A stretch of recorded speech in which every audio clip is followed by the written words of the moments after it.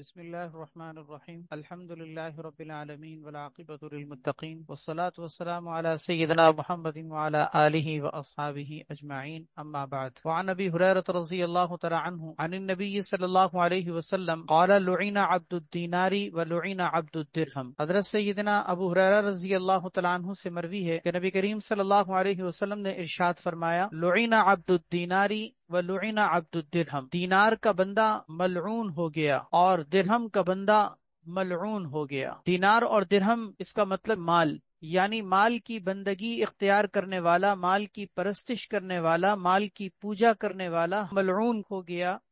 پیچھے حدیث گزری ہے تعیس عبد الدینار، دینار کا بندہ ہلاک ہو گیا، اور یہاں کہا جا رہا ہے کہ اس کے اوپر لعنت و پھٹکار پڑ گئی، یعنی ایسا بندہ کہ جو دینار و درہم کی اور مال کی پرستش اور پوجا پاٹ میں لگا ہوا ہے، ایسا شخص ملعون، اللہ کی رحمت سے دور ہے، اور ایسا شخص ہلاکت کے گھڑے میں گر جاتا ہے۔ اب یہ کہ مال کا بندہ یا مال کی پرستش کرنے والا کون کہلاتا ہے، اس کی مختلف شکلیں ذکر کی گئی ہیں۔ مثلا ایک شکل تو یہ ہے کہ جو حرام اور حلال کے فرق کے بغیر زندگی گزارے، کہ کہیں سے بھی کوئی مال آ رہا ہے آنے دو، حلال اور حرام کا فرق اس کے ذہن میں نہ ہو، تو یہ شخص در حقیقت مال کی پرستش کرنے والا ہے۔ کیونکہ حدیث میں آتا ہے قیامت کی نشانیوں میں سے آپ نے ایک نشانی یہ ذکر فرمائی ہے کہ ایسا وقت آئے گا کہ لوگ حرام اور حلال کے فرق کو ختم کر دیں گے، کہ انسان کو اس بات کی فکر نہیں ہوگی کہ یہ مال جو آ رہا ہے یہ حرام کا ہے یا حلال کا ہے۔ دوسری صورت یہ ہے کہ ایک انسان اپنے روزگار کے اور کمانے کے اسباب جو ذرائع اختیار کرتا ہے، معاش کے ذریعے اختیار کرتا ہے، وہی حرام ہو۔ سودی کاروبار ہے، سودی لین دین ہے، رشوت کا کاروبار ہے، حرام چیزوں کی خرید و فروخت ہے، اس طرح کے گویا کہ حرام ذرائع معاش اختیار کرنے والے در حقیقت مال کی پرستش میں پڑے ہوئے ہیں، کیونکہ اگر ان کے اندر کوئی خوف خدا ہوتا تو مال کے حرام کمانے کے ذرائع کو اختیار نہ کرتے۔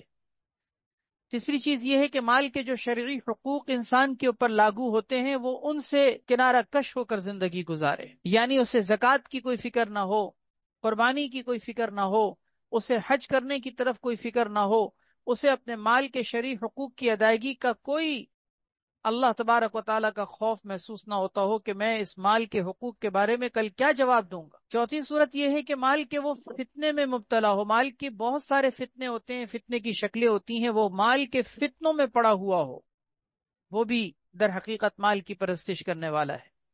اور پانچویں صورت یہ ہے کہ وہ مالی ناجائز زیادتیوں اور ظلم اور زیادتیوں کی شکلوں میں پڑا ہوا ہو، کہ مال کی وجہ سے وہ لوگوں کے حقوق کو ضائع کرتا ہو، لوگوں کو ظلم و ستم کا نشانہ بناتا ہو، مثلا چوریاں کر رہا ہے، ڈاکے ڈال رہا ہے، لوگوں کی جانوں پر حملے کر رہا ہے اس مال کو چھیننے کی وجہ سے۔ اسی طریقے سے وراثت کے ناجائز لوگوں کے معاملات میں گھس کر قبضے کرنا، وراثت کے حقوق لوگوں کے دبا دینا، بہنوں کے حقوق نہ دینا، یہ ساری جو غصب کی اور ظلم اور زیادتی کی شکلیں ہیں مال کے اندر، جو بھی ان چیزوں میں پڑتا ہے در حقیقت وہ مال کی پرستش میں لگ جاتا ہے۔ ہم اللہ کے بندے ہیں، اللہ ہی کی عبادت کرتے ہیں۔ ایاک نعبد و ایاک نستعین میں سورہ فاتحہ کے اندر ہم نے اسی اقرار کا اللہ تبارک و تعالیٰ کے سامنے ایک نہیں دن میں کئی مرتبہ نمازوں کے اندر اظہار کرتے ہیں، لیکن عملی زندگی میں اگر ہم اپنے عمل سے یہ ثابت نہیں کرتے کہ اللہ ہم صرف تیری عبادت کرتے ہیں، تو اس کا مطلب ہم اس بات میں جھوٹے ہیں۔ اپنی عملی زندگی کے اندر اظہار کریں کہ آپ اللہ کے بندے ہیں، مال کے بندے نہیں ہیں، آپ پیسے کے بندے نہیں ہیں، آپ دینار اور درہم کے بندے نہیں ہیں، آپ سونا چاندی کے بندے نہیں ہیں، آپ جائیداد اور پراپرٹی کے بندے نہیں ہیں۔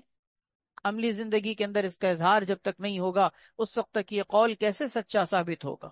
بہرحال اس حدیث کے اندر یہ کہا گیا کہ دینار اور درہم کا بندہ ملعون ہے۔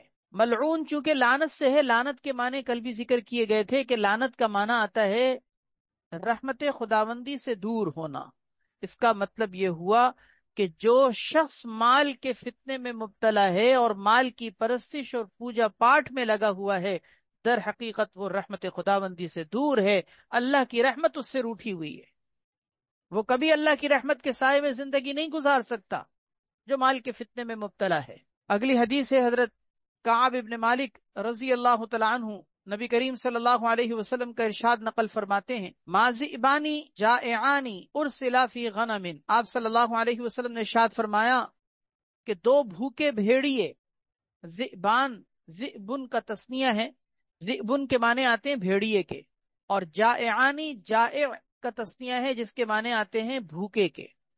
دو بھوکے بھیڑیے، دو بھوکے بھیڑیے، ارسلا فی غنم، جو کسی بکری کے ریوڑ میں، بکریوں کے ریوڑ میں چھوڑ دیے جائیں، آزاد ان کو چھوڑ دیا جائے کہ تم جو چاہے اس کے اندر گھس کے فساد مچاؤ اور بکریوں کو نوچو دبوچو۔ بِأَفْسَدَ لَهَا، وہ اس بکریوں کے ریوڑ میں گھس کر زیادہ فساد نہیں مچانے والے، جتنا کہ من حرص المرء علی المال والشرف لدینہ، جتنا کہ انسان کی حرص مال کی اور انسان کی حرص جاہ اور مرتبے کی، لدین ہی اس کے دین کو نقصان پہنچانے والی ہے۔ یہ لفظی ترجمہ ہے، اس کا مطلب یہ نکلا کہ دو بھوکے بھیڑیے کسی بکری کے ریوڑ میں اگر چھوڑ دیے جائیں تو وہ بکریوں کے ریوڑ میں گھس کر اتنا نقصان اور فساد نہیں مچاتے جتنا کہ انسان کی یہ دو حرص اس کے دین کو نقصان پہنچاتی ہیں۔ کون سی دو حرص؟ ایک مال کی حرص جس کو حب مال کہتے ہیں، اور دوسری شرف، مقام اور مرتبے کی حرص جس کو حب جاہ کہتے ہیں۔ اس حدیث میں ان دو خطرناک بیماریوں کو ذکر کیا گیا ہے، حب مال اور حب جاہ، اور صوفیہ کے نزدیک تصوف کی اصطلاح میں یہ انسان کی مہلک اور موذی اور خطرناک ترین بیماریوں میں شمار ہوتی ہے۔ اسی لیے جب انسان اپنی اصلاح کا سفر کرتا ہے اور اپنی اصلاح کے لیے قدم اٹھاتا ہے تو اس کے لیے اصلاح کے بنیادی اٹھنے والے قدموں میں سے دو قدم اس کے بھی ہوتے ہیں کہ ایک انسان اپنے حب مال کے جذبے کو ختم کرے، اور دوسرا یہ کہ انسان اپنے اندر سے حب جاہ کو ختم کرے۔ حب مال کا مطلب تو جانتے ہی ہیں آپ کہ حب مال کا مطلب ہے مال کی محبت، جس کی شکلیں ابھی پچھلی حدیث میں گزری ہیں کہ مال کی محبت میں انسان ایسا اندھا، بہرا اور گونگا ہو جاتا ہے، اور ایسا پاگل ہو جاتا ہے، مجنون ہو جاتا ہے،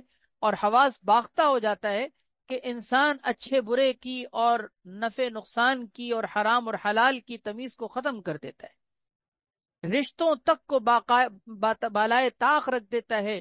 اس کے نزدیک مال ہی سب سے بڑا پوجنے کی چیز بن جاتی ہے، وہ سارے رشتوں کو بھی ختم کر کے رکھ دیتا ہے اس مال کی وجہ سے۔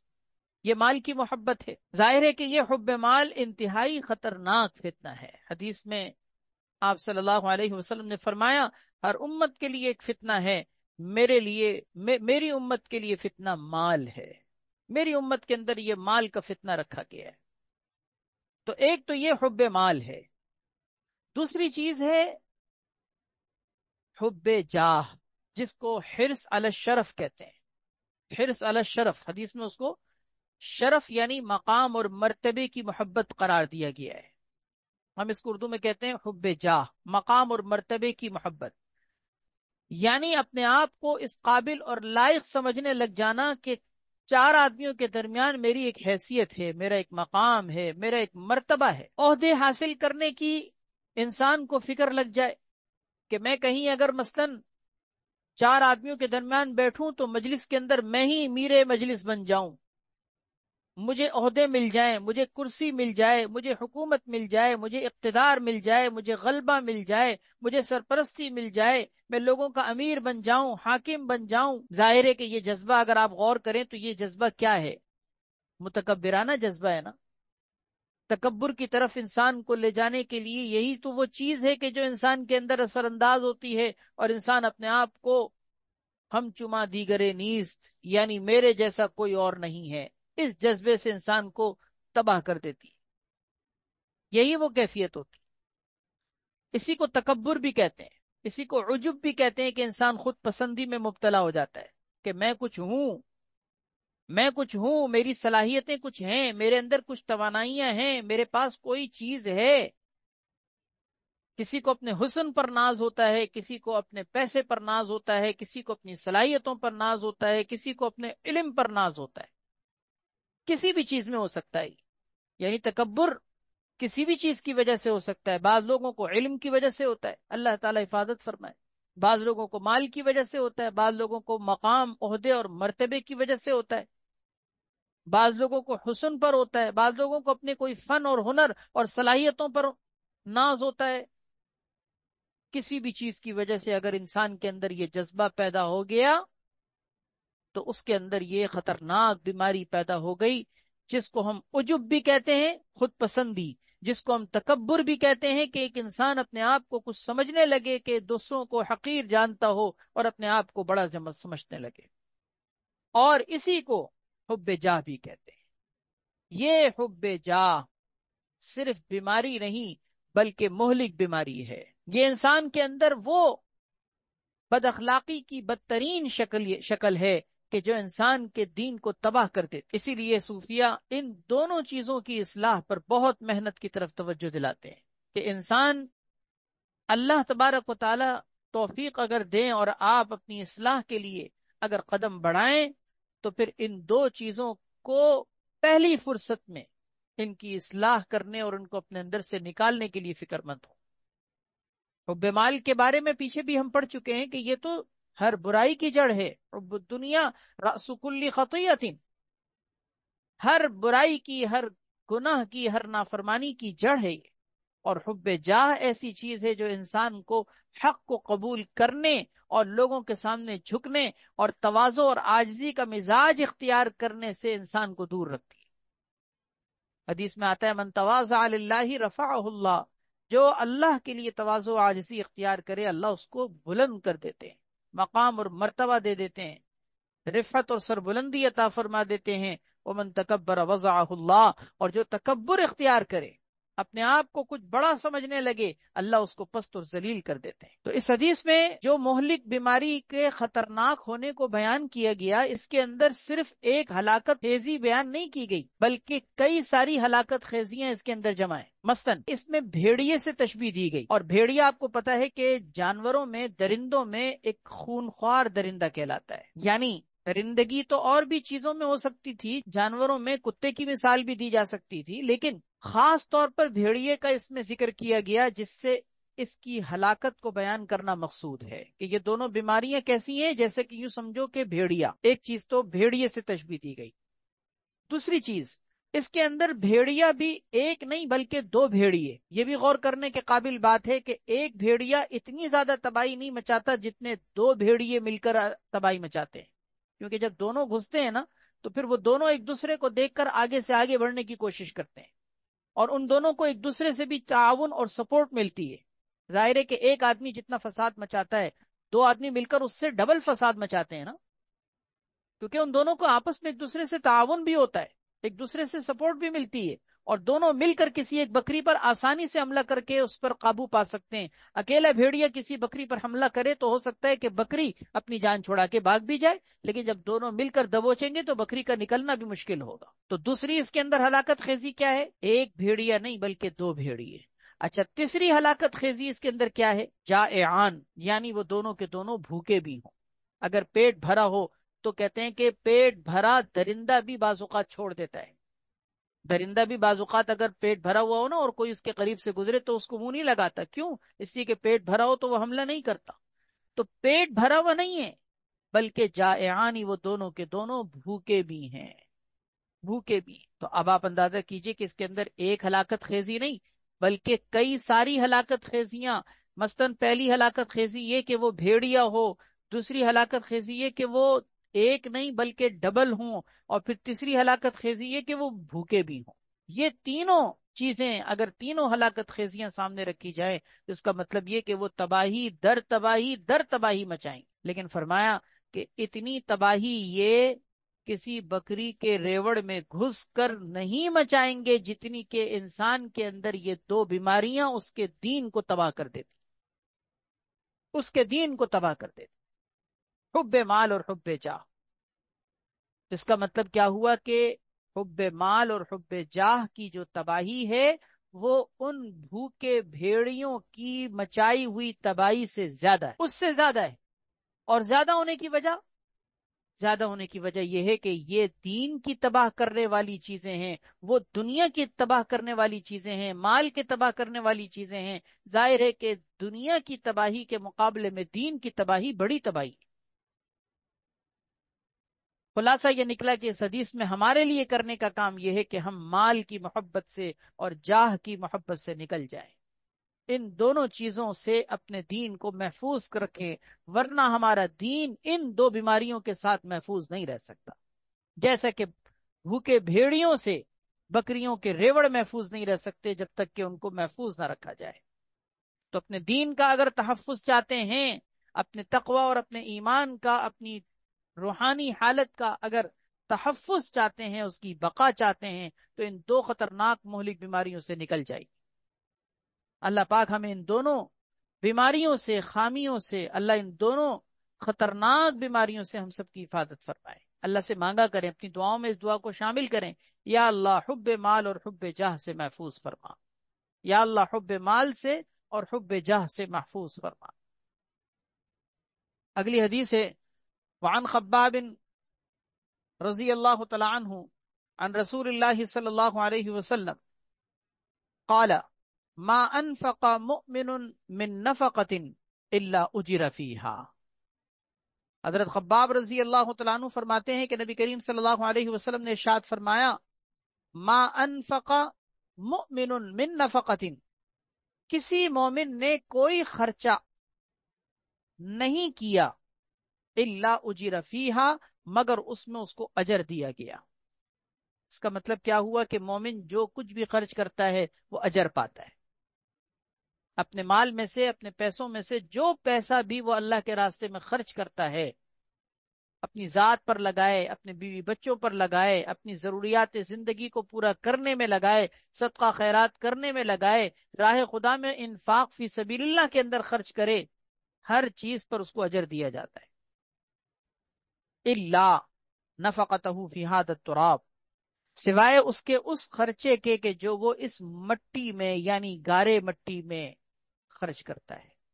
گارے مٹی میں خرچ کرنے کا مطلب کیا ہے کہ تعمیرات میں، گھروں کے بنانے میں، جائیداد کے بنانے میں، اور اعلیٰ قسم کے محلات تعمیر کرنے میں، عالیشان بنگلوں کے خریدنے میں، ان چیزوں میں اگر وہ دو پیسے لگاتا ہے تو وہ پیسہ اس کے لیے اجر و ثواب کا باعث نہیں ہے۔ اس حدیث میں دو جملے ہیں۔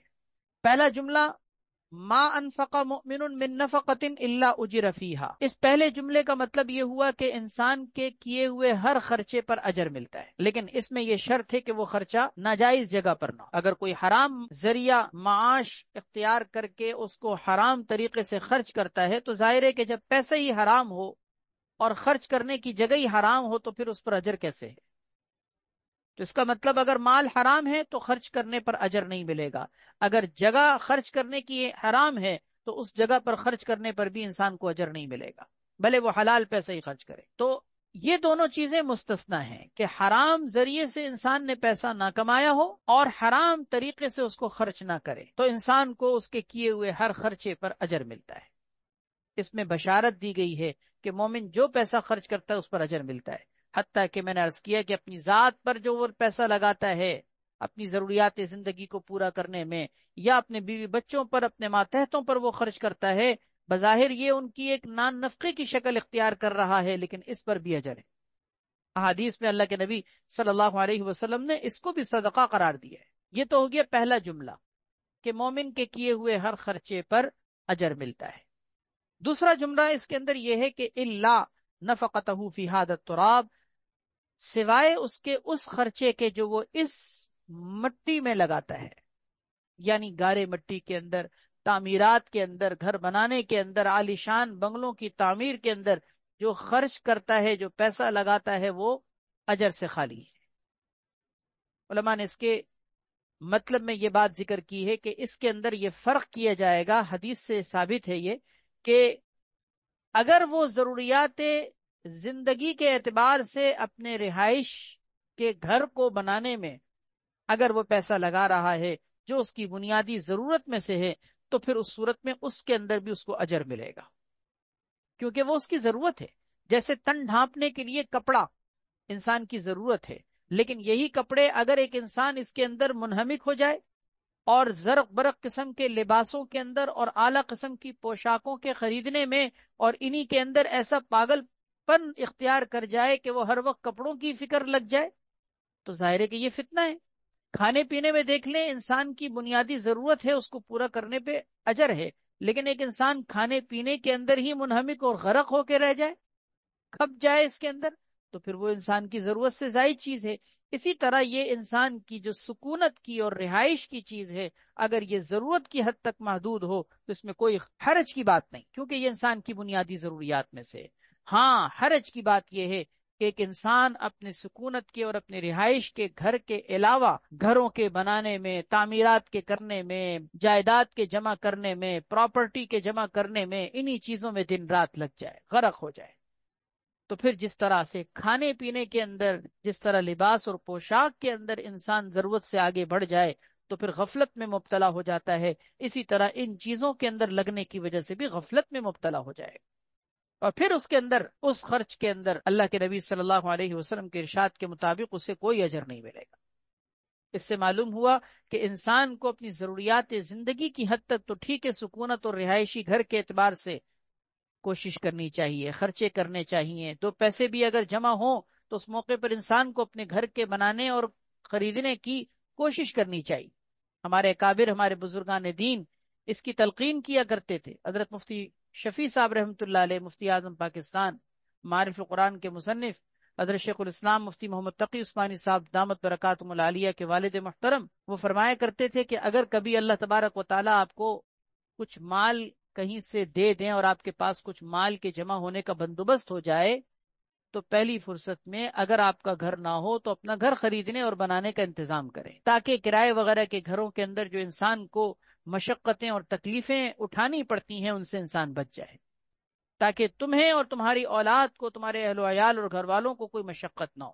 یہ تو ہے ضروریات زندگی کی چیز، لیکن جو برائی ہے، جو اس کے اندر حرج بننے والی، حرج میں مبتلا کرنے والی چیز ہے، وہ یہ کہ ایک انسان اس کے اندر خبطی بن جائے، بدحواس ہو جائے، پاگل بن جائے، اسی کے اندر انسان ایسا غفلت اختیار کرنے کے اندر پڑ جائے کہ بس ہر وقت اس کے ذہن اور دل و دماغ کے اندر پراپرٹی، جائیداد اور بنگلے، عالیشان محلات، اچھا خاصا گھر ہے لیکن گھر سے گھر بنانے اور گھر سے گھر جمع کرنے اور اعلی سے اعلی شاندار گھر بنانے کے پیچھے انسان اگر لگ جائے، کھپ جائے، تو پھر یہ چیز انسان کو غافل کر دیتی۔ جیسے کہ کل ہم نے حدیث پڑھی تھی، لا تتخذوا الضیع فترغبوا فی الدنیا، کہ تم دنیاوی اسباب و مال، اسباب و ذرائع اور جائیداد وغیرہ بنانے کے پیچھے مت پڑنا، ورنہ تم دنیا میں رغبت اختیار کرنے لگ جاؤ۔ اگلی حدیث ہے، وعن انس رضی اللہ تعالی عنہ قال قال رسول اللہ صلی اللہ علیہ وسلم النفقۃ کلھا فی سبیل اللہ، خرچہ سارا کا سارا جو انسان کرتا ہے وہ سب کا سب فی سبیل اللہ ہوتا ہے، اللہ کے راستے میں ہوتا ہے۔ یہ وہی بات ہے جو پیچھے حدیث میں بھی گزری ہے کہ انسان جو کچھ بھی خرچ کرتا ہے، مومن جو بھی خرچ کرتا ہے اس کو اس پر اجر دیا جاتا ہے۔ اس حدیث میں بھی وہی بات کہی جا رہی ہے کہ النفقۃ کلھا فی سبیل اللہ، خرچہ انسان جو کچھ بھی کرتا ہے وہ سارا کا سارا فی سبیل اللہ ہے، اللہ کے راستے میں، چاہے وہ اپنی ذات پر لگائے، چاہے وہ اپنے ماں باپ پر لگائے، چاہے اپنے بیوی بچوں پر لگائے، چاہے وہ اپنے ماتحتوں پر لگائے، چاہے وہ صدقہ خیرات کرے، سب اللہ کے راستے میں ہی ہے۔ بس شرط یہ ہے کہ وہ مال حرام نہ ہو، پہلی شرط یہ کہ وہ مال حرام نہ ہو، دوسری شرط یہ کہ غلط جگہ پر، گناہ کی جگہ پر، نافرمانی کی جگہ پر خرچ نہ کریں، اور تیسری شرط یہ کہ اپنی نیت اچھی رکھیں۔ یہ بڑی کام کی بات ہے، اس کو یاد رکھیے گا۔ تین بنیادی شرطوں کے ساتھ آپ کا ہر خرچہ، آپ کا کیا ہوا ہر خرچہ فی سبیل اللہ ہے، اس پر آپ کو اجر ملے گا۔ پہلی شرط کیا؟ مال حلال ہونا چاہیے، حرام مال کے خرچ کرنے پہ اجر نہیں ہے، وہ فی سبیل اللہ بھی نہیں ہے۔ دوسری شرط یہ ہے کہ وہ حرام طریقے سے اور حرام جگہ پر خرچ نہ کریں۔ اگر آپ نے حرام چیز کے خریدنے میں اس کو لگایا ہے، خدا نخواستہ آپ اس سے اللہ کی نافرمانی کی چیز خرید رہے ہیں، تو بھلے وہ کتنا حلال اور پاکیزہ اور صاف ستھرا مال کیوں نہ ہو، تب بھی آپ کے خرچ کرنے کے غلط طریقے کی وجہ سے اس پر اجر نہیں۔ اور تیسری چیز یہ کہ اپنی نیت اچھی رکھیں، اپنی ذات پر لگائیں یا اپنے بیوی بچوں پر لگائیں، اپنے ماتحتوں پر لگائیں، اپنے ماں باپ پر خرچ کریں، ہمیشہ نیت اچھی رکھے۔ نیت اچھی رکھنے کا مطلب اللہ کے لیے خرچ کرے۔ بیوی بچوں کے لیے انسان اگر دو چیزیں خرید کر لے کر آتا ہے تو اس کا مطلب اس کے ذہن میں یہ ہوتا ہے کہ میں اپنے بیوی بچوں کو، جو اللہ نے میرے اوپر نان نفقے کی ذمہ داری رکھی ہے، میں اس ذمہ داری کو پورا کر رہا ہوں، میں ان کے کپڑے خرید رہا ہوں، میں ان کے کھانے پینے کی چیزیں خرید رہا ہوں، میں ان کی غذا خوراک کا انتظام کر رہا ہوں۔ اچھی نیت کے ساتھ انسان خرچ کرے تو اجر ملے گا. ریاکاری، نام و نمود، شہرت پسندی اور دکھلاوے کی وجہ سے یہ اجر ضائع ہو جائے گا. تو النفقۃ کلھا فی سبیل اللہ، نفقہ سارا کا سارا جو انسان خرچ کرتا ہے وہ سب اللہ کے راستے میں. الا البناء فلا خیر فیہ، اس میں بھی دیکھیں استثناء کیا گیا ہے. آپ صلی اللہ علیہ وسلم نے فرمایا سوائے تعمیر کے، بنا تعمیر کو کہتے ہیں، سوائے تعمیرات کے یعنی گھروں کے بنانے اور اس کی تعمیرات کرنے کے، فلا خیر فیہ، کہ اس کے اندر کیے جانے والا خرچہ اس میں کوئی خیر نہیں ہے، اس میں کوئی بھلائی نہیں، اس کے اندر کوئی خیر بھلائی نہیں ہے، کیونکہ یہ چیز غافل کر دینے والی ہے. یہاں پر بھی وہی بات جو میں نے پچھلی حدیث میں عرض کی ہے کہ اگر ضروریات زندگی کو پورا کرنے کے لیے ایک انسان اگر اپنے رہائشی اور سکونت کی جگہ کو اختیار کرتا ہے اور اس پہ پیسہ لگاتا ہے تو انشاءاللہ اللہ کی ذات سے امید ہے کہ اللہ اجر دیں گے، کیونکہ وہ اپنی ضرورت کو پورا کر رہا ہے. مسئلہ کب پیدا ہوگا؟ جب انسان اس کے اندر غفلت اختیار کرنے کی طرف بڑھ جائے، حد سے آگے بڑھ جائے، منہمک ہو جائے اور اس کے اندر انسان بدحواس ہونے لگے.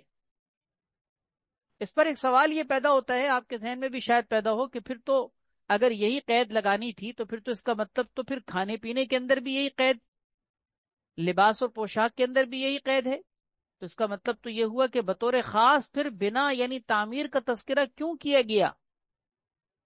خاص طور پر بنا کا تذکرہ کیوں کیا گیا؟ کھانے پینے کا بھی ذکر کرتے کیونکہ اس کے اندر بھی کوئی اجر نہیں ملے گا اگر رغبت اختیار کرنے کے لیے خرچہ اختیار کرے.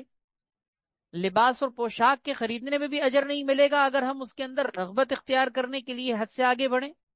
بطور خاص بنا کا تذکرہ اس کے اندر کیوں ہے؟ اس کا جواب یہ ہے کہ اصل میں عام طور پر سب سے زیادہ غفلت میں انسان کو مبتلا کرنے والی چیز یہی ہوتی ہے.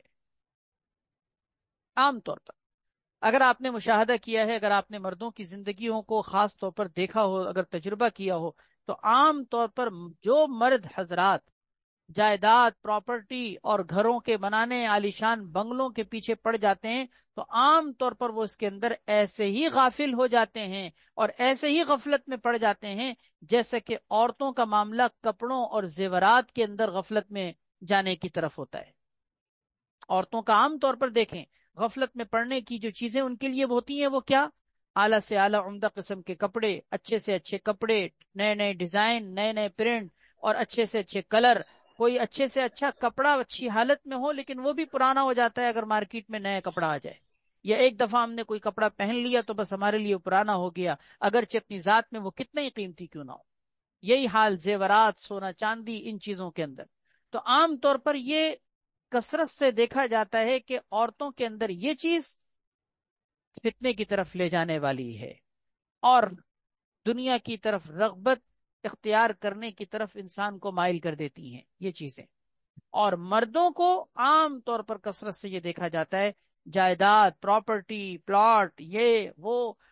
ایک انسان اگر اس چیز میں گھس جائے نا تو دیکھا یہ گیا ہے تجربہ یہ کہ پھر مرتے دم تک نکل نہیں پاتا.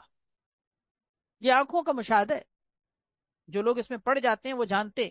4 گھر اگر لے کے رکھے ہوئے ہیں تب بھی 5ویں کی تلاش میں ہوتے ہیں کہ وہ جگہ، ہاں وہاں پلاٹنگ ہو رہی ہے، وہاں بڑے اتنے 120 گز کے مکانات بڑے اچھے مل رہے ہیں، آج ریٹ سستے کل چڑھ جائیں گے. انویسٹمنٹ کہیں سے اگر نہیں ہوگے تو انویسٹمنٹ کے لیے قرضے لیں گے، قرضے لیں گے کہ جی وہاں پہ پلاٹنگ ہو رہی ہے، اگر میں ابھی لے کے رکھوں نا تو 4 سال میں مجھے اتنا ہوگا کہ میں آپ کے قرضے بھی چکا دوں گا اور اب اس کے اندر مجھے بہت بڑا پروفٹ بھی ہو جائے گا. بس یہی 2 سے 4 اور 4 سے 8 اور 8 سے 16، انہی چیزوں کے چکر میں انسان کی زندگی گزر جاتی. عام طور پر یہ چیز دیکھا ہے، جو اس پراپرٹی وغیرہ کے کام میں گھستا ہے تو پھر نکل نہیں پاتا. اس لیے حدیث میں اللہ کے نبی صلی اللہ علیہ وسلم نے بطور خاص کھانے پینے کی چیزیں یا لباس و پوشاک کی چیزیں ذکر نہیں کی، الا البنا. بطور خاص آپ نے فرمایا سوائے وہ خرچہ جو بنا یعنی تعمیرات کے اندر لگایا جائے، فلا خیر فیہ، اس کے اندر کوئی خیر نہیں. بہرحال ساری باتوں کا خلاصہ یہ نکلا کہ انسان کو اپنے اوپر نظر رکھنی چاہیے کہ کون سی چیز اس کو دین سے، آخرت سے، شریعت سے دور کر رہی ہے. ایسی کوئی چیز ہو تو اس کو سمجھ لیجئے کہ وہ آپ کے لیے فتنہ ہے. کتاب الفتن میں ہم نے یہ بات پڑھی تھی کہ فتنہ ہر اس چیز کو کہتے ہیں جو انسان کو دین سے دور کرتے ہیں. ہر وہ چیز فتنہ ہے، حتیٰ کہ اگر آپ کو کوئی دین کا کام بھی دین سے دور کر رہا ہے تو وہ دین بھی فتنہ ہے. عجیب بات ہے یہ. کوئی دین کا کام بھی اگر آپ کے لیے دین سے اور فرائض سے، اللہ کے حکموں سے دور کر رہا ہے، اس کی وجہ سے آپ غفلت میں پڑ رہے ہیں، تو وہ دین کا کام دیکھنے میں دین ہے، حقیقت میں دنیا ہے. ہر وہ چیز فتنہ ہے جو آپ کو آخرت سے غافل کر دے، دین سے غافل کر دے، شریعت سے غافل کر دے، اللہ اور اس کے رسول کے طریقوں سے غافل کر دے. اللہ ہمیں سمجھنے کی توفیق عطا فرمائے. اگلی حدیث دیکھیے.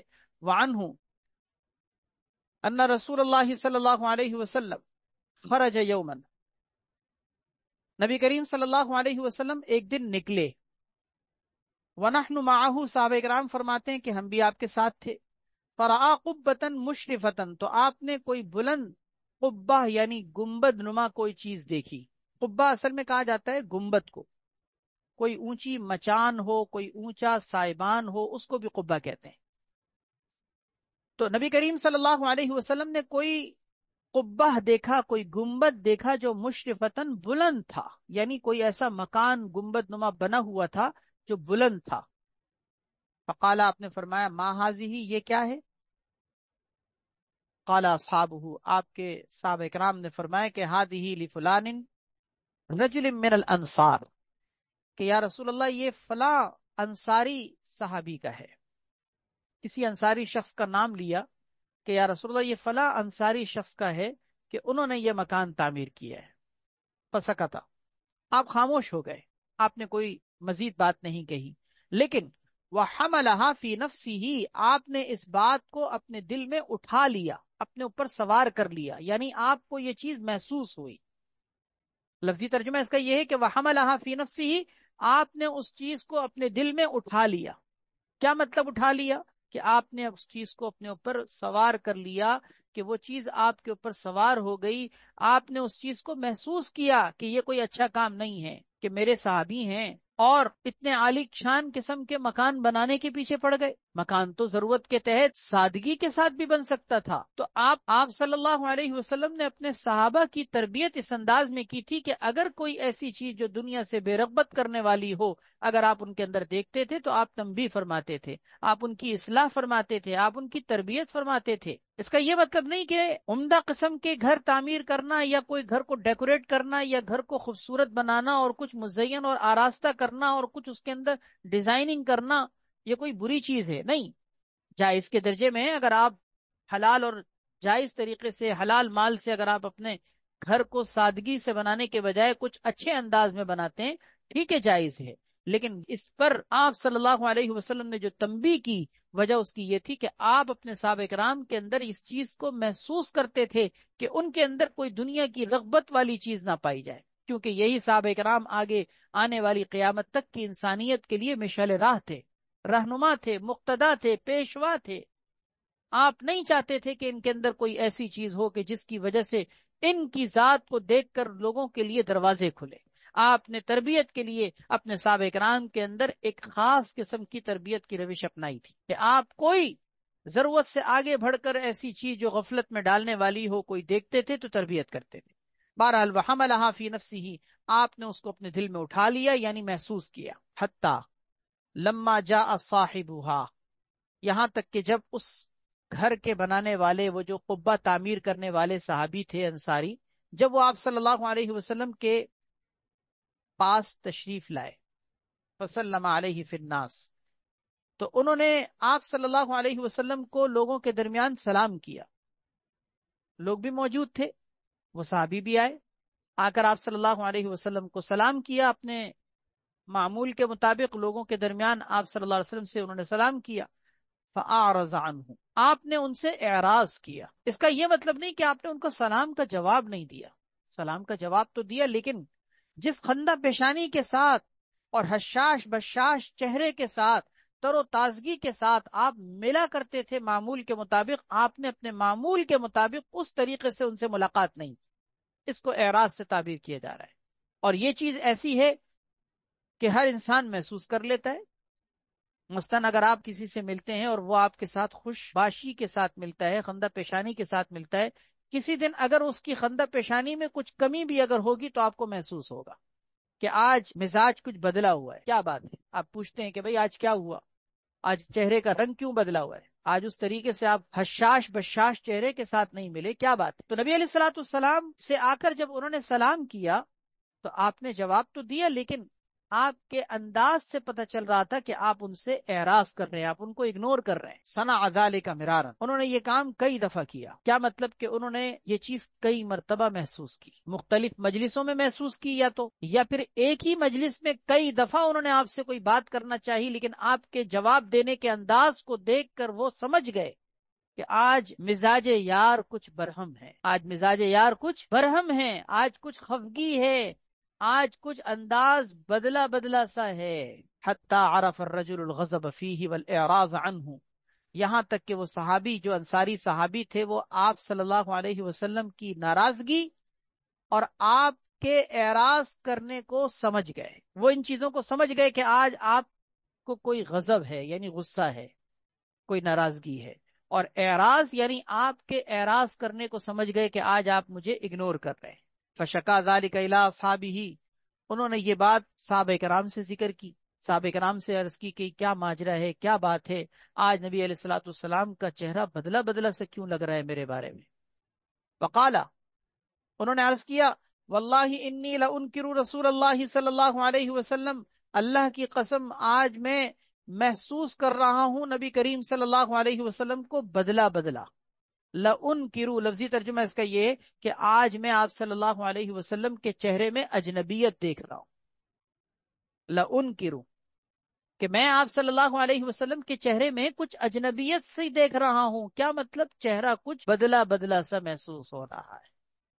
قالو، لوگوں نے بتایا، خرج فرآ قبتک، کہ اصل میں واقعہ یہ پیش آیا ہے کہ نبی کریم صلی اللہ علیہ وسلم گھر سے نکلے، فرآ قبتک، راستے میں وہ جو آپ نے قبہ تعمیر کیا ہے نا، آپ نے جو گھر تعمیر کیا ہے عالیشان بلند قسم کا، اس کو، قبے کو دیکھ کر نبی کریم صلی اللہ علیہ وسلم نے کچھ محسوس کیا تھا۔ تو آپ صلی اللہ علیہ وسلم نے جو قبہ کو دیکھا تھا اور قبے کو دیکھ کر محسوس کیا تھا اور باقاعدہ پوچھا بھی تھا کہ یہ کس کا ہے، تو ہمیں لگتا ہے کہ شاید وہی وجہ ہے کہ جس کی وجہ سے آپ صلی اللہ علیہ وسلم آج تمہارے ساتھ کچھ بدلے ہوئے۔ فرجع الرجل الی قبتہ، اب صحابی کا نبی کریم صلی اللہ علیہ وسلم کے ساتھ عشق کا انداز دیکھیے، عشق کا انداز، عشق اس کو کہتے ہیں، عشق اس کو کہتے ہیں کہ کیا، کیوں، کیسے نہیں، کہ نبی کریم صلی اللہ علیہ وسلم کے پاس جا کر کوئی وضاحت طلب نہیں کی، کوئی صفائی پیش نہیں کی، اپنے کسی واقعے کی کوئی تعویل پیش نہیں کی کہ میں نے کیوں تعمیر کیا، پیسہ کہاں سے لگایا، کس لیے بنایا، کس کے لیے بنایا، کچھ نہیں پوچھا، کچھ نہیں ذکر کیا۔ حدیث میں آتا ہے، فرجع الرجل الی قبتہ، وہ صحابی انصاری جو ہے وہ اپنے قبے کی طرف تشریف لے گئے، اپنے اس تعمیر کردہ وہ جو گنبد اور گھر تھا اس کی طرف وہ تشریف لے گئے، فہدمہا، اور جا کر اس کو گرا دیا، منہدم کر دیا، حتی سواہا بالارض، یہاں تک کہ اس کو زمین بوس کر دیا۔ سوا کے معنی آتے ہیں برابر کرنے کے، یہاں تک کہ اس کو زمین کے بالکل برابر کر دیا، سب کچھ ختم، تہس نہس کر دیا۔ کیوں؟ یہ چیز مجھے میرے نبی صلی اللہ علیہ وسلم سے محروم کر رہی ہے۔ ظاہر ہے کہ ایک صحابی کے لیے، ایک عاشق رسول کے لیے اس سے بڑی کیا چیز نقصان دہ ہو سکتی ہے کہ وہ نبی علیہ الصلوۃ والسلام کے جو متوجہ ہونے کے انداز تھے اس میں رکاوٹ بن رہی تھی، گئے اور قصہ ہی ختم کر دیا۔ فہدمہا، گرا دیا، حتی سواہا بالارض، زمین کے برابر کر دیا۔ فخرج رسول اللہ صلی اللہ علیہ وسلم ذات یوم، پھر ایک دن نبی کریم صلی اللہ علیہ وسلم اسی راستے کی طرف نکلے، فلم یرہا، اور وہاں پر جو قبہ جو تعمیر شدہ تھا آپ نے اس کو نہ دیکھا، حالانکہ آپ وہاں سے گزرے تھے تو وہ مکان، وہ تعمیر شدہ قبہ وہاں پر نظر آیا تھا، جب آپ دوبارہ وہاں سے کسی دن گزرے تو آپ کو نظر نہیں آیا۔ قال، آپ صلی اللہ علیہ وسلم نے فرمایا، ما فعلت القبہ، اس قبے کا کیا ہوا؟ یہاں تو کوئی قبہ تعمیر ہوا تھا، عالیشان قسم کا بلند مکان تعمیر شدہ تھا، وہ کہاں گیا؟ اس کا کیا ہوا؟ قالو لوگوں نے بتایا کہ شکا الینا صاحبھا اعراضک فاخبرناہ فہدمھا، کہ یا رسول اللہ اس کے مالک نے، صاحبھا اس کے مالک نے آ کر ہم سے شکایت کی تھی کہ اعراضکا، کہ آپ ان سے اعراض کر رہے ہیں، یعنی آپ کا ان کے ساتھ انداز اور رویہ کچھ بدل گیا ہے. تو فاخبرناہ، انہوں نے ہم سے پوچھا تھا، ہم نے ان کو بتا دیا کہ نبی علیہ الصلوۃ والسلام نے تمہارے اس مکان کو دیکھ کر کچھ محسوس کیا تھا. فہدمھا، تو اس کے نتیجے میں انہوں نے اس کو آ کر گرا دیا. فقالا، تو نبی کریم صلی اللہ علیہ وسلم نے فرمایا اما ان کل بناء وبال علی صاحبہ، فرمایا کہ ہر بنا یعنی ہر تعمیر شدہ مکان، وبال علی صاحبہ، اپنے مالک کے اوپر، اپنے تعمیر کرنے والے کے اوپر وبال ہے، وبال ہے. الا ما لا، 2 مرتبہ آپ نے فرمایا کہ سوائے اس کے کہ جس کے بغیر کوئی چارہ کار نہ ہو، سوائے اس کے کہ جس کے بغیر کوئی چارہ کار نہ ہو. کیا مطلب؟ جو ضروریات زندگی میں ہو اس کو تو ہم وبال نہیں کہیں گے، اس کو تو وبال نہیں کہیں گے، وہ وبال نہیں ہے. لیکن جو ضروریات زندگی سے زائد ہو وہ وبال ہے. الا ما لا، کیا مطلب؟ کہ مگر وہ کہ جس کے بغیر کوئی چارہ کار نہ ہو، مگر وہ جس کے بغیر کوئی چارہ کار نہ ہو، یعنی جس کا بنانا ضروری ہو، وہ وبال نہیں. باقی ان کل بناء وبال علی صاحبہ، ہر تعمیر شدہ مکان اس کے بنانے والے کے اوپر وبال ہے. آگے حدیث میں راوی نے اس کی وضاحت کی ہے کہ ما لا اس کا مطلب کیا ہے؟ یعنی مالا بدھ منہ، یعنی مالا بدھ منہ، یعنی اس کا مطلب وہ کہ جس کے بغیر کوئی چارہ کار نہ ہو، وہ وبال نہیں، کیونکہ وہ ضرورت ہے، اور ضرورت کی چیز پر انسان کے لیے کوئی مواخذہ نہیں ہوتا. اب یہ ایک پورا واقعہ آپ کے سامنے گزرا ہے، ابو داؤد شریف کی روایت ہے، اور اس میں نبی علیہ الصلوۃ والسلام نے کس طریقے سے اپنے ایک صحابی کی تربیت فرمائی. اس میں ایک بات تو یہ بات سامنے آ گئی کہ انسان کا ضرورت سے زائد گھر بنانا وبال ہے، اس کے لیے غفلت کا ذریعہ ہے. قیامت کے دن انسان کے لیے یہ وبال بن جائے گا.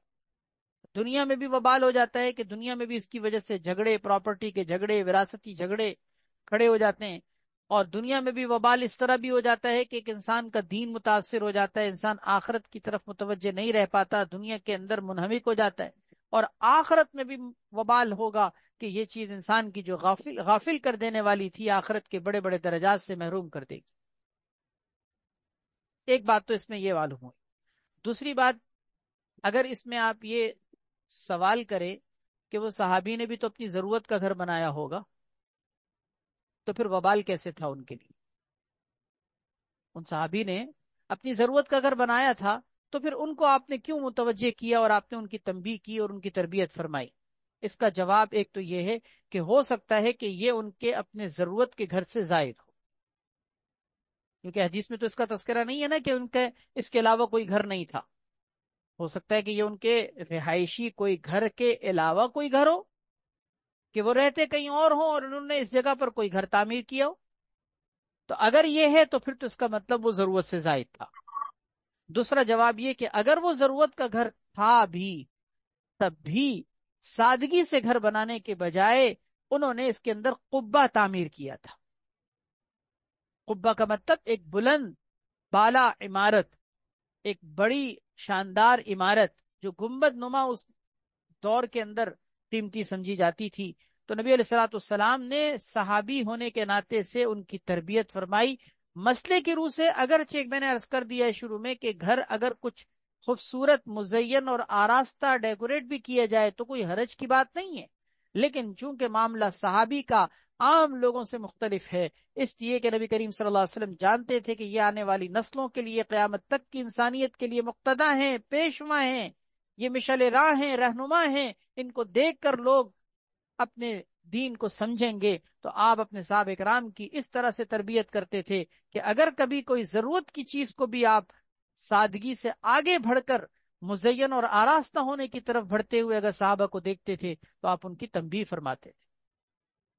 تو یہ دونوں جواب ہیں، یا تو یہ کہ یہ ان کی ضرورت کا گھر نہیں بلکہ ضرورت سے زائد تھا جس کی وجہ سے آپ نے تنبیہ فرمائی، یا اگر دوسری بات کہ ضرورت کا گھر بھی ہو تو چونکہ سادگی سے آگے بڑھ کر تھا اس لیے نبی علیہ الصلوۃ والسلام نے تربیت فرمائی۔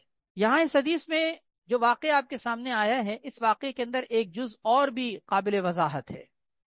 آپ اس حدیث میں غور کیجئے کہ نبی علیہ الصلوۃ والسلام کے اعراض کرنے پر وہ صحابی خود گئے، آپ نے ان کو بھیجا نہیں، اور انہوں نے جانے سے پہلے پوچھا بھی نہیں، صفائی بھی پیش نہیں کی، تعویل بھی نہیں کی۔ تو ایک بات تو میں نے یہ بات ابھی آپ کے سامنے عرض کر دی تھی کہ اس سے صحابی کا عشق پتہ چلتا ہے کہ عشق میں کیا کیوں کیسے نہیں ہوتا، عشق میں کام کیا جاتا ہے، وجہ نہیں پوچھی جاتی۔ بے خطر کود پڑا آتش نمرود میں عشق، اقبال کا کیا پیارا شعر ہے۔ بے خطر کود پڑا آتش نمرود میں عشق، عقل ہے محو تماشائے لبے بام ابھی۔ عقل کھڑی کنارے پہ سوچتی رہ گئی کہ کودوں کہ نہ کودوں، عقل سوچتی رہ جاتی ہے کہ کودوں کہ نہ کودوں، عشق والے لوگ کود کر جان بھی دے دیتے ہیں۔ کیا عجیب گہری بات، اللہ جزائے خیر دے علامہ اقبال رحمہ اللہ کو، کتنا گہرا شعر کہہ گئے۔ بے خطر کود پڑا آتش نمرود میں عشق، انہوں نے عشق اور عقل میں فرق ہی تو بیان کیا ہے نا۔ آتش نمرود میں عشق کود پڑا، کیا کیوں کیسے، ریزن لاجک کیا ہے، وجہ کیا ہے، کچھ بھی نہیں پوچھی جاتی، عشق میں پوچھا نہیں جاتا۔ جب معشوق حکم دے نا عاشق کو کہ یہ کام کرنا ہے تو پوچھا نہیں جاتا کہ کیوں کیا جائے، کب کیا جائے، یہ پوچھنے والا عاشق نہیں ہوتا۔ ہاں جو عقل کے پجاری ہوتے ہیں نا وہ پوچھتے ہیں لاجک کیا ہے بھائی، وجہ کیا ہے، پردہ کرنے کا حکم ملا، عشق والے لوگ پردہ کرنے کی طرف بڑھ گئے اور عقل والے لوگ پوچھتے ہی رہ گئے کیوں کریں پردہ، اگر پردہ کریں گے تو کیسے کام ہوگا، باہر کی زندگی میں پردہ کریں گے تو سانس گھٹے گا، نظر نہیں آئے گا۔ یہ ریزن لاجک حکمتیں یہ کرنے والے عقل کے پجاری ہیں۔ جو عشق والے لوگ ہیں وہ ان چیزوں میں نہیں پڑتے کہ پردے کا حکم کیوں دیا گیا ہے۔ نماز کا حکم ہو، روزے کا حکم ہو، زکوٰۃ کا حکم ہو، جہاد کا حکم ہو، ہر حکم کے اندر یاد رکھیں جب عشق ہوگا تو وجہ نہیں پوچھی جاتی۔ عقل کے پجاری ریزن اور لاجک کے پیچھے پڑتے ہیں۔ تو حضرات صحابہ کرام عاشق تھے، عقل کے پجاری نہیں تھے، عقل کے پجاری نہیں تھے۔ نبی علیہ الصلوۃ والسلام کے سامنے آ کر صفائی بھی ایک دفعہ نہیں پیش کی کہ یا رسول اللہ ہم نے گھر اس لیے تعمیر کیا ہے، نہیں، میرا مقصد یہ تھا، میں نے اس لیے بنایا تھا، میں نے اپنے بچوں کے لیے بنایا تھا، میں نے یہ سوچا تھا، کچھ بھی نہیں۔ عشق تھا، چلے گئے، جا کے منہدم کر دیا، برابر کر دیا۔ ایک چیز تو میں نے یہ آپ کے سامنے ذکر کی ہے، دوسری چیز جو میں ابھی ذکر کر رہا ہوں اس کو ذرا غور سے سنیے گا۔ اپنے جا کر اس گھر کو گرانے کے بعد آپ نے واقعہ پڑھ لیا ہے، اس واقعے پہ غور کریں، کیا آ کر انہوں نے بتایا حضور صلی اللہ علیہ وسلم کو کہ میں نے یا رسول اللہ وہ گھر گرا دیا ہے جس گھر سے آپ ناراض تھے اور جس گھر کی وجہ سے آپ کو بھاری پن محسوس ہوا تھا اور آپ نے اپنے دل میں اس کو محسوس کیا تھا، یا رسول اللہ میں نے وہ کارنامہ سر انجام دے دیا ہے، اس گھر کو میں گرا کر آ گیا ہوں؟ آ کے بتایا؟ حدیث میں موجود ہے کہ نبی علیہ الصلوۃ والسلام کو آ کر انہوں نے نہیں بتایا، آپ صلی اللہ علیہ وسلم دوبارہ اس راستے سے نکلے تو آپ کو وہ گھر موجود نہ پا کر آپ کو تشویش ہوئی کہ کیا ہوا، میں نے تو وہ گھر دیکھا تھا، یہاں بنا ہوا تھا، آج نظر نہیں آ رہا۔ صحابہ نے فرمایا کہ یا رسول اللہ انہوں نے آپ کے اس اعراض کی کیفیت کو محسوس کر کے گرا دیا تھا۔ اس کا مطلب کیا ہوا؟ عشق اس کو بھی کہتے ہیں کہ معشوق پر کسی قسم کا کوئی احسان نہ جتلایا جائے، عشق کی یہ بھی ایک تعریف ہے۔ جس طرح پہلی ایک بات میں نے وضاحت کر دی نا کہ عشق میں لاجک کے پیچھے نہیں پڑتے، دوسری بات اس میں یہ بھی قابل وضاحت ہے کہ عشق میں معشوق پر اپنے کارناموں کو جتایا نہیں جاتا کہ تیرے خاطر میں نے یہ کیا ہے تو کسی کے لیے نہیں کیا، تمہارے عشق کا تقاضا یہی تھا کہ تم کرتے۔ جان بھی اگر معشوق پر لٹا دی جائے تب بھی عاشق کو اس پر کوئی احسان جتانے کا جذبہ پیدا نہیں ہوتا کہ میں نے یہ کیا ہے، نہیں، وہ اس کو اپنا حق سمجھتا ہے۔ جان دی ہوئی اسی کی تھی، حق تو یہ ہے کہ حق ادا نہ ہوا۔ عشق کے انداز میں جب کوئی بولتا ہے نا تو یہ بولتا ہے کہ جان دی ہوئی اسی کی تھی، اگر میں نے جان دی ہے تو یہ میرا احسان تھوڑی ہے کسی کے اوپر، یہ جان بھی تو اسی نے دی تھی نا. اگر لگا دی تو کیا ہوا؟ جان دی ہوئی اسی کی تھی. حق تو یہ ہے کہ حق ادا نہ ہوا، حق تو یہ ہے کہ حق ادا نہ ہوا. اللہ اکبر. تو بڑی اہم اس حدیث کے اندر، اس واقعے کے اندر یہ دو باتیں بڑی اہم ہیں. اس سے آپ عشق کو سمجھ سکتے ہیں. اور حضرات صحابہ کرام کے عشق کی یہ ایک مثال اس حدیث میں پیش کر رہا ہوں، ورنہ تو احادیث کی کتابیں بھری ہوئی ہیں. ایک صحابی کے ہاتھ میں انگوٹھی تھی، ابو داؤد شریف کی یہ روایت ہے، سونے کی انگوٹھی. نبی علیہ الصلوۃ والسلام نے دیکھا، چھین کر پھینک دی کہ انگوٹھی سونے کی پہنے ہوئے. چلے گئے. آپ صلی اللہ علیہ وسلم کے جانے کے بعد کسی نے کہا کہ یہ انگوٹھی اٹھا لو اور بیچ کر تم اس سے نفع حاصل کر لینا، کیونکہ مرد کے لیے سونا رکھنا تو ممنوع نہیں ہے نا. تم انگوٹھی اٹھا لو، اس کو بیچ کر اس سے پیسے حاصل کر لینا، کچھ اور کام کر لینا. مرد کے لیے انگوٹھی رکھنا تو غلط نہیں ہے، پہننا غلط ہے نا. سونے کی انگوٹھی مرد نہیں پہن سکتا، لیکن رکھ تو سکتا ہے نا. انویسٹمنٹ کے لیے ایک انسان پیسہ سیو کرنے کے لیے اگر کوئی سونا خرید کے رکھتا ہے، سونے کی انگوٹھی خرید کے رکھے، مرد رکھ سکتا ہے، کوئی حرج نہیں. پہننا ممنوع ہے نا. تو کسی نے حضور صلی اللہ علیہ وسلم کے جانے کے بعد کہا کہ یہ جو انگوٹھی آپ نے لے کے پھینکی ہے، اس کو اٹھا لو، تم اس کو بیچ کے کام کر لینا. اللہ اکبر. ہمارے جیسا کوئی ہوتا نا تو کہتا ہے ہاں واقعی مسئلے کی گنجائش تو ہے، انگوٹھی میں ایسی کیوں ضائع کروں، اٹھا کے رکھوں، جیب میں ڈالتا ہوں، بعد میں جا کے بیچ دوں گا.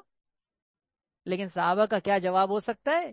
یہ صحابہ کا جواب خود آپ سوچیں، صحابہ کے واقعات آپ کے سامنے، صحابی کا کیا جواب ہو سکتا ہے؟ حدیث میں موجود ہے، صحابی نے جواب دیا کہ میں اس انگوٹھی کو اللہ کی قسم نہیں اٹھاؤں گا کہ جس انگوٹھی کو اللہ کے نبی نے اپنے ہاتھ سے پھینکی ہو. اللہ اکبر. اسی کو کہتے ہیں عشق. وہاں مسئلے نہیں دیکھے جاتے کہ مسئلے کی گنجائش کے پہلو بتاؤ گنجائش کے پہلو کے کوئی صورت بنتی ہے کہ نہیں بنتی. گنجائش کے پہلو نہیں دیکھے جاتے، عظیمت کے پہلو دیکھے جاتے ہیں. اعلیٰ درجہ کیا ہے؟ رخصت یہ تھی کہ وہ اٹھا لیتے تو کوئی حرج نہیں ہوتا. عظیمت کا اعلیٰ درجہ یہ تھا کہ اللہ کے نبی نے اتار کے پھینکی تھی. ان کو اس بات کی عشق کی وجہ سے گنجائش نہیں تھی کہ وہ اس کو اٹھا سکے. صحابہ عاشق تھے، عاشق رسول تھے. اللہ ہمیں عشق اور محبت کے حقیقی ان تقاضوں کو پورا کرنے والا مسلمان بنا دے. اس درجے پر جب ایمان آتا ہے تو پھر ایمان پر لگا کر اڑتا ہے. ایمان کامل ایسے ہی تھوڑی صحابہ کرام کا تھا. اللہ نے ان کو ایمان کے ساتھ اللہ اور اس کے رسول کی محبت اور اس محبت سے آگے بڑھ کر عشق کے انداز عطا کیے تھے. سلام ہو ان صحابہ کرام پر، اللہ ان کے درجات بلند فرمائے. تو واقعہ تو بہرحال آپ کے سامنے آ گیا. اس واقعے کے اندر جو اصل گھر کی تعمیر سے متعلق مسئلہ تھا وہ تو آ ہی گیا، لیکن ضمن میں بڑی قیمتی باتیں بھی آپ کے سامنے آ گئیں. اللہ پاک ہم سب کو عمل کی توفیق عطا فرما دے. اللہ تعالی ہم سب کو اپنے اور اپنے نبی کا سچا عاشق بنا دے. اللہ ہم سب کو دنیا سے بے رغبتی نصیب فرمائے اور آخرت کی اللہ ہم سب کو رغبت نصیب فرمائے. زہد اور قناعت کی دولت سے اللہ ہم سب کو مالا مال فرمائے. وآخر دعوانا الحمدللہ رب العالمین. الحمدللہ رب العالمین والعاقبۃ للمتقین والصلاة والسلام علی سیدنا محمد وعلی آلہ واصحابہ اجمعین. ربنا آتنا فی الدنیا حسنۃ وفی الآخرۃ حسنۃ وقنا عذاب النار. ربنا ظلمنا انفسنا وان لم تغفر لنا وترحمنا لنکونن من الخاسرین.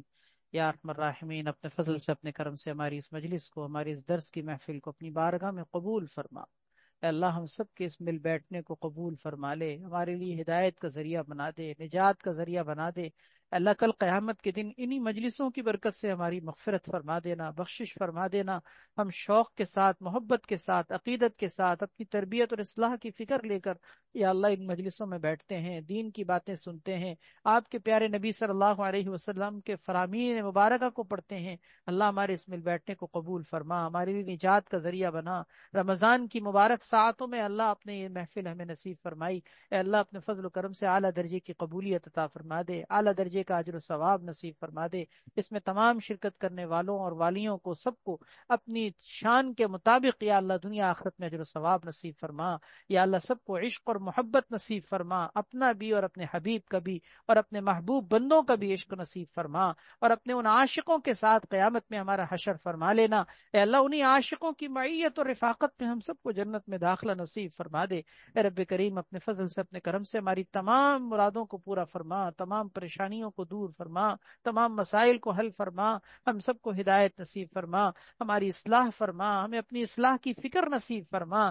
یا اللہ اصلاح کے راستے میں جو رکاوٹیں ہیں، یا اللہ سب سے بڑی رکاوٹ یہ نفس اور شیطان، یا اللہ ان رکاوٹوں کو دور فرما دے، اور ہمیں ان رکاوٹوں کے آگے بھرپور مقابلہ کرنے کی توفیق عطا فرما دے، اور ہم مقابلہ کرنے کی طاقت نہیں رکھتے۔ انا نجعلک فی نحورہم ونعوذ بک من شرورہم، اللہ ہم ان کے مد مقابل آپ کو رکھتے ہیں، آپ ہماری طرف سے وکیل بن کر ان کا مقابلہ فرما لیجئے اور ہمیں ان کے شر سے بچا لیجئے۔ انا نجعلک فی نحورہم ونعوذ بک من شرورہم، یا اللہ ہماری دعاؤں کو محض اپنے فضل و کرم سے قبول فرما۔ سبحان ربک رب العزت عما یصفون وسلام علی المرسلین والحمد للہ رب العالمین، آمین یا رب العالمین برحمتک یا ارحم الراحمین۔